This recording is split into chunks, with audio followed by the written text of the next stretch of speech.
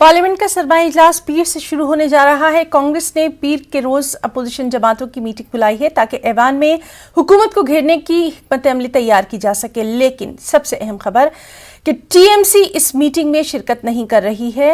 जराए के हवाले से यह खबर है। वाज़ेह है कि मल्लिकार्जुन खड़गे की तरफ से अपोजिशन जमातों की यह मीटिंग तलब की गई है। मुझे तो मीडिया थ्रू इत्तला मिली वो कल आप मास्क लगा लो, अपना मास्क लगाइए। आ रहे नहीं, ऐसा मैंने सुना।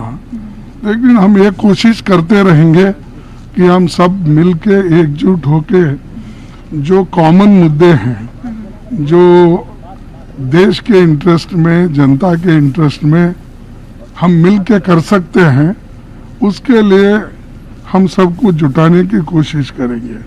और कोई आए या नहीं आए तो भी फिर दोबारा हम सबसे विनती करेंगे, भाई ये तो देश के जनता का मुद्दा है और सब लोग मिलके ही ऐसे मुद्दों पे लड़ना है।